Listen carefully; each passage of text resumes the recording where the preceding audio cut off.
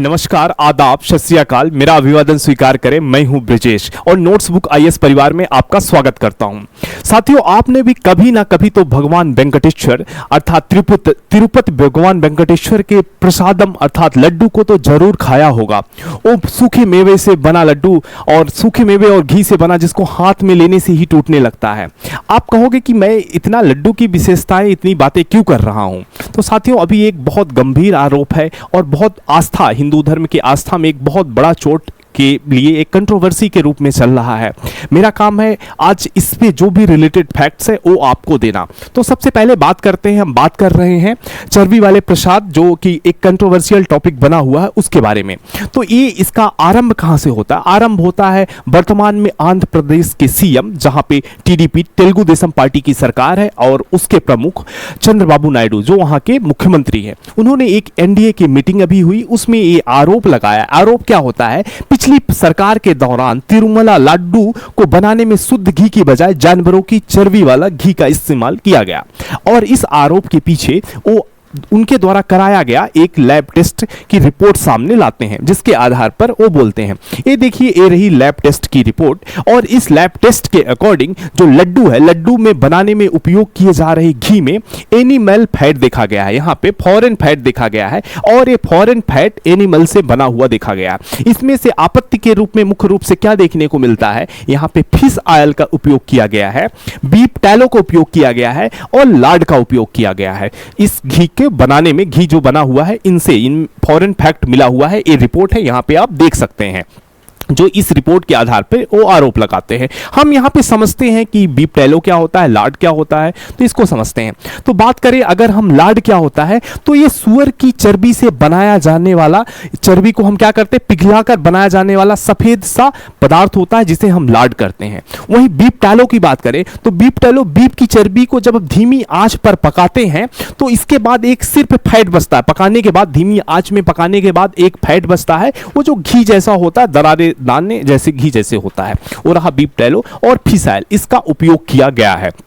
ये रहा प्रमुख आरोप। यहाँ पे आरोप, ये इस बात की आरोप यहाँ पे लगते हैं और ये बात किया जा रहा है इस आरोप लगाने के पीछे। और ये तर्क, ये बात था, आरोप है जो उसका तर्क है। तर्क इसमें इस बात को दिया जा रहा है कि पिछले 50 साल से यहाँ पे जो घी की सप्लाई हो रही थी वो केएमएफ द्वारा हो रही थी। केएमएफ कर्नाटक की एक सोसाइटी है जिसके द्वारा किया जा रहा था।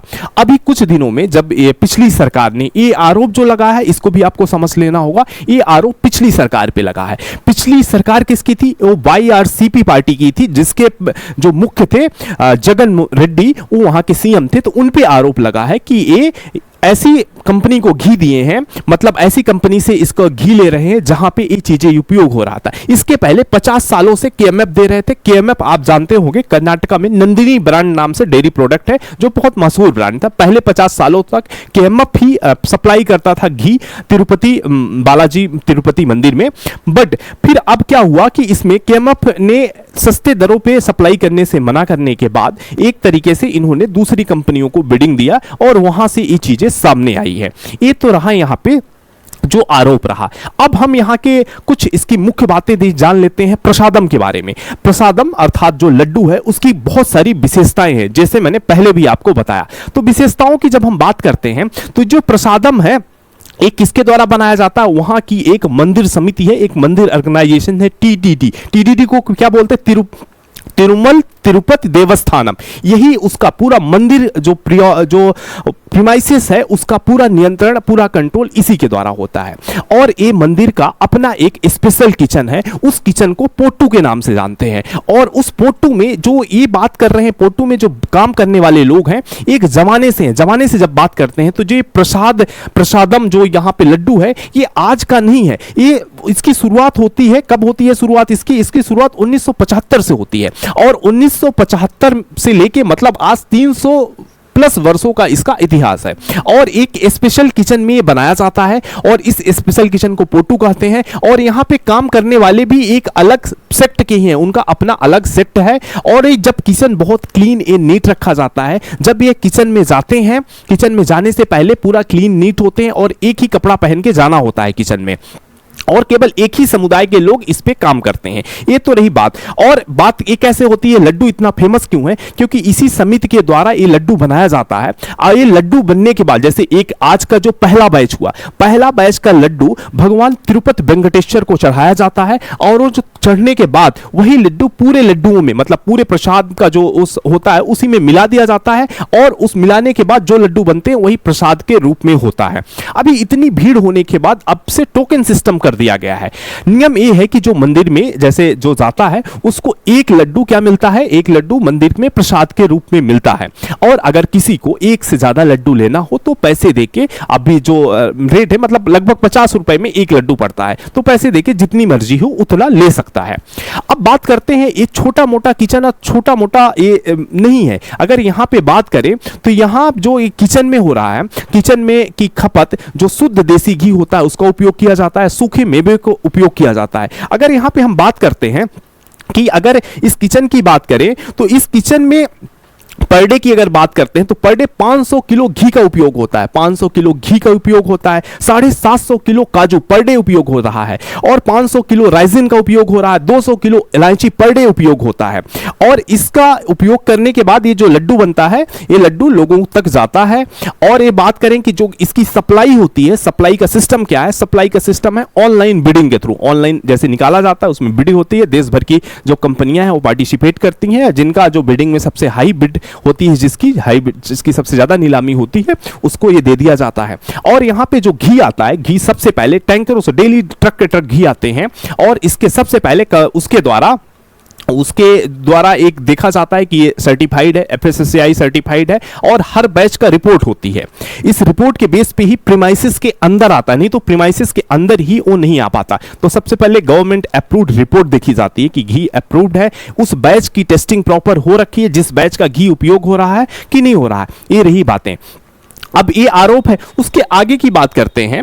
आगे की बात करते हैं तो रिपोर्ट पर अब इस तरीके तो हमने देखा, अब रिपोर्ट पर भी यहां सवाल उठ रहा है। पहली चीज की रिपोर्ट किसके द्वारा कराई गई? तो रिपोर्ट कराई जाती है, एक गुजरात का संस्था है KALF काप के द्वारा रिपोर्ट कराई जाती है। ये संस्था वैसे NDDB national dairy development board के द्वारा अप्रूव्ड है, और नेशनल डेयरी डेवलपमेंट बोर्ड की बात करें तो ये डेयरी सेक्टर की एपेक्स बॉडी है, इसके द्वारा अप्रूव्ड है।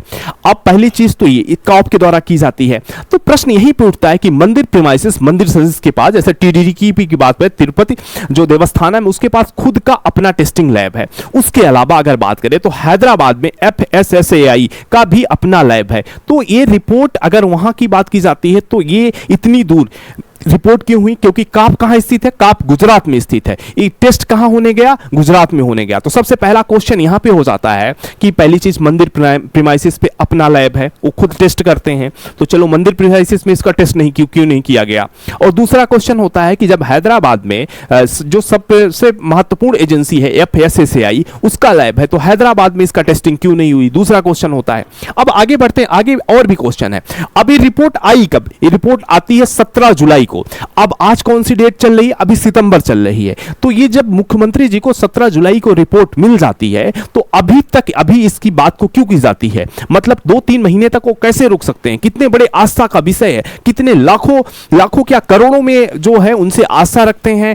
भारत नहीं, विश्व में कई देशों में जो लोग रख रहे हैं वहां तिरुपति जी से उनकी आस्था है। तो पहला क्वेश्चन यहां पे भी होता है कि इतनी देर तक अगर पता चला कि ऐसा चीज हो रहा है, वहां के प्रसाद में चर्बी मिलाई जा रही है, तो इतनी देरी क्यों की गई? पहला क्वेश्चन होता है। दूसरा क्वेश्चन यहां पे होता है कि रिपोर्ट के लिए जो सैंपल गया था, वो सैंपल कब लिया गया था, किस समय लिया गया था? क्या उसका कोई पंचनामा है? क्या उसका वीडियो रिकॉर्डिंग है? किस बैच का है?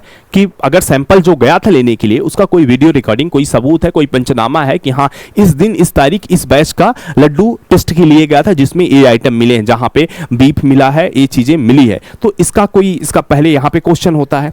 फिर आगे बढ़ते हैं। रिपोर्ट को दावा किया जा रहा है KALF, मैंने बताया उसके द्वारा किया जा रहा है, पर रिपोर्ट में कहीं मेंशन नहीं है। तो ये यहां पे भी क्वेश्चन मार्क ये उठ जाता है। आगे बात करते हैं। अब ये तो हो गया इश्यूज। अब यहाँ पे जो इश्यूज है उसकी बात करते हैं। अब तक का डेवलपमेंट ये है कि केंद्र सरकार के द्वारा इसमें जांच का आदेश दे दिया गया है। तो ये इशू था, ये आप पे मैं छोड़ता हूं आगे की चीजें। मेरा काम क्या था कि अब तक की जितनी चीजें थी, फैक्ट थी, जो हो रहा था उसको आपके सामने रखना। अब हम मंदिर की बात कर लेते हैं। मंदिर, ये भारत का विश्व का दूसरा सबसे धनी मंदिर है, एशिया का सबसे धनी मंदिर बात करते हैं। तिरुमला मंदिर देश का सबसे प्राचीन मंदिरों में से एक है। ये भगवान वेंकटेश्वर का मंदिर है। अब भगवान वेंकटेश्वर विष्णु के अवतार माने जाते हैं, ये पहली बात होती है। दूसरी बात यहां पे ये कह जाती है कि मान्यता है कि भगवान वेंकटेश्वर ने किससे शादी किया था? पद्मावती से शादी किया था, और उनकी शादी के दौरान उनमें पैसे की कमी पड़ गई थी, तो धन के देवता कुबेर से उन्होंने 1 करोड़ सोने की गिन्नियां ली थी, और वह अब भी उधार है उनका। तो वो अपने कर्ज चुकाने के लिए भक्त उनको पैसे देते हैं और उससे मदद होती है। ये मान्यता है, लोकल थीम है, उसको हमने आपसे बता दिया। और बात करते हैं कि 2019 के आंकड़ों की अगर बात करें तो 2019 के मुताबिक 12,000 करोड़ रुपए बैंकों में जगह है। बैंक जो मंदिर का पैसा है, बैंकों में 12,000 करोड़ प्लस जमा है। मंदिर के नाम से देश के कई राज्यों में जमीन, मकान और प्लाट हैं। और मंदिर की विशेषता बताएं, यहां पे ये तो हमने बता दिया। और यहां पे मंदिर के पास 8 से 9,000 किलो सोना जमा है, इसीलिए कहा जाता है कि यह विश्व का सबसे धनी मंदिरों में से एक है। तो ये रही बात। और ऐतिहासिक महत्व की बात करते हैं मंदिर की। अगर हम अवस्थापना और उसके स्पेसिफिक महत्व की बात करें तो भगवान वेंकटेश्वर का मंदिर किसके द्वारा बनवाया गया था? थोड़ामन राजा द्वारा बनवाया गया था। ये आपके एग्जाम के लिए इंपॉर्टेंट हो जाता है। और समय समय पे चोल, पाल, पांड के द्वारा इसका पुनर्निर्माण किया गया। और बात करें यहाँ पे मंदिर के अनुष्ठानों में, तो 11वीं सदी में रामानुजाचार्य के द्वारा इसका पुनरुद्धार और इसका क्या किया गया, औपचारिक रूप से इसकी अनुष्ठान भी किए गए। और आय के मामले में बात करें तो रोम के वेटिकन सिटी, जो रोम का वेटिकन सिटी है, वो सबसे धनी जगहों में से है। उसके बाद दूसरे नंबर पे इसका स्थान आता है। तो ये रही प्रमुख बात मंदिर से संबंधित। इस तरीके से ये इशू के को मुख्य बातें मैं आपके सामने रखा, और आपके जो विचार हैं उसके आप अपने भी विचार कमेंट के माध्यम से जरूर बताएं। आज के लिए आपको बहुत बहुत धन्यवाद। Thank you so much.